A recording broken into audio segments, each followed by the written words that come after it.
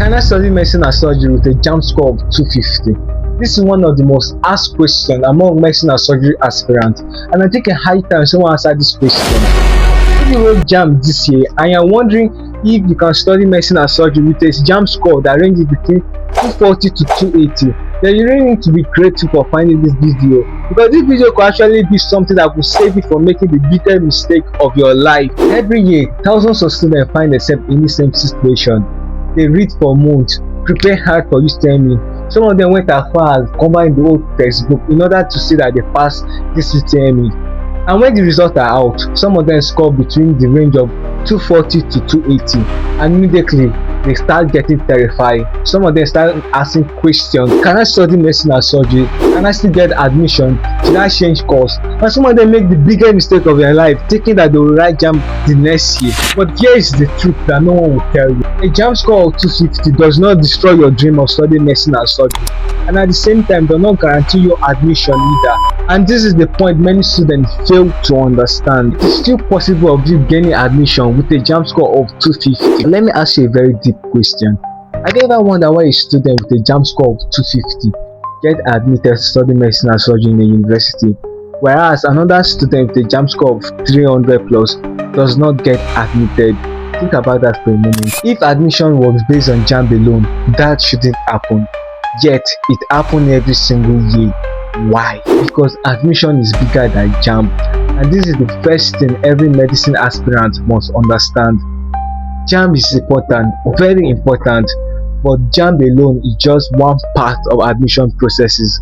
And the moment you understand this, you stop panicking. Rather, you start becoming strategic on the next thing to do. And let's talk about the first factor. Factor 1: competition. Medicine and surgery is one of the most competitive courses in Nigeria, and when many students hear this statement, they don't fully understand what it means. Competition means there are more applicants than available quota or space. Let's take this for instance. If a university quota for medicine and surgery for a particular year is 150, and 5,000 students applied for medicine and surgery at that university, can all 5,000 be admitted? Of course not. The university has to pick the best candidate available, and this will make medicine and surgery different from other courses.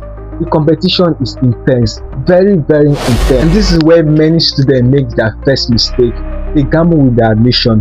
The admission is not a game and shouldn't be taken as fun.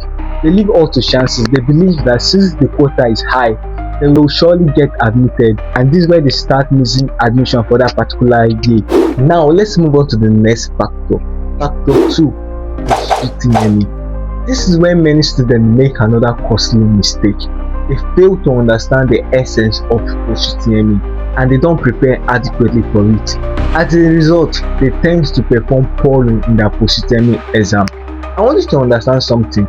Many universities actually prioritize post-UTME over JAMB. That means they place post-UTME as a higher mark. What do I mean by that? During the calculation of the aggregate, post-UTME usually takes 50% of your aggregate. 50%, that is half of your aggregate. That means remaining 50% go to JAMB and O-level, that is either your WAEC or your NECO. This is to tell you how university prioritize post-UTME, and many students fail to understand this. They prepare so hard for JAMB, scoring a high score of 270, 280. Most of them pass 300, and they fail to prepare for post-UTME. They're like, since I can do it in JAMB, I will be able to do it in post-UTME.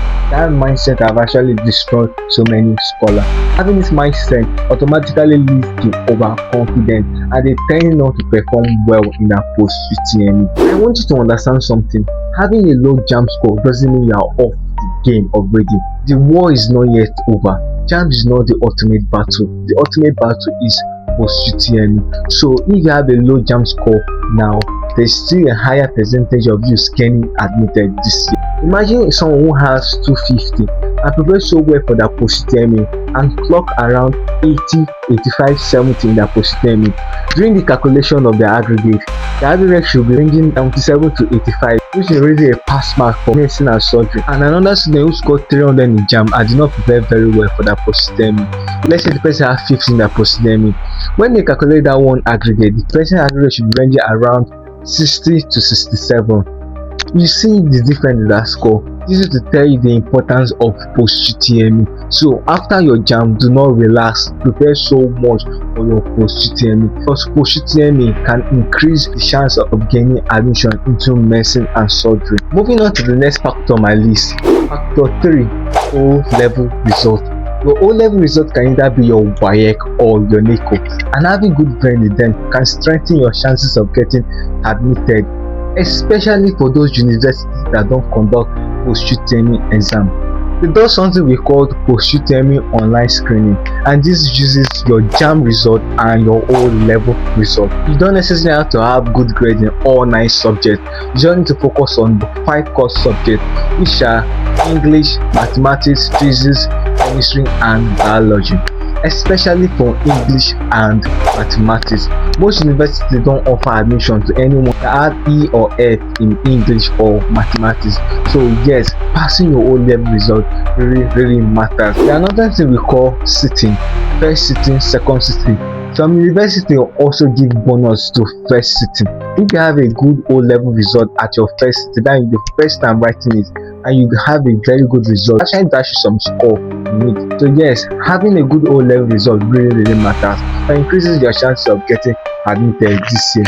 My advice to you, if your JAMB result is high, maybe you score between 270 to 280, and you have a very good O-level result, you can just simply go to universities that don't offer post-UTME exam that uses O-level result, or simply you can prepare hard and write post-UTME exam. Now let's move on to the most important factor. Factor 4, school choice. This is where strategies come into play, and I want you to pay close attention to this very point. A JAMB score of 250 does not mean the same thing in every university. The level of competition differs from one university to another, and I want you to be realistic. I want you to be strategic. A JAMB score of 250 cannot fetch you medicine and surgery in the top 10 universities we have, the top big dog. No, it cannot. So why don't you look for a less competitive university to study your dream course? Besides, the goal is course, not university. Now, before we continue, here are the 5 main things to do the moment you see a low JAMB score. Number 1, stop panicking. Panic has never solved a problem. I didn't want to know the truth. It will never. Instead of panicking, why don't you relax and think clearly? Number 2, be realistic. Many students actually are not realistic. They rather gamble with their admission. You know your chances are slim. Why don't you be realistic and start making strategic decisions instead of decision based on emotion? 3.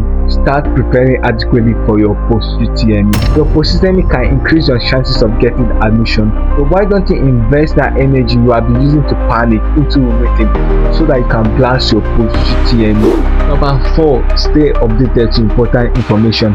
Click the link in my bio now to be added to our official WhatsApp channel, or you can text me, text the number on your screen so I can add you to our official WhatsApp channel. I send important update about admission, their guidelines and cut-off marks. The ultimate one, number 5, do not make decision hastily. Do not rush in making decision based on emotion. Do not rush in changing course or changing university. So calm down in making decision. Make decision based on strategy and not based on emotion. Besides, the certificates are the same, so I don't think it's wise wasting a full year at home where you could have easily gotten admission in another university. Now let's conclude. Can you study medicine and surgery with a JAMB score of 250? The answer is yes. It is possible, very possible, but your success depends on several factors: your post-UTME, your O-level, the number of competition, or choice of university.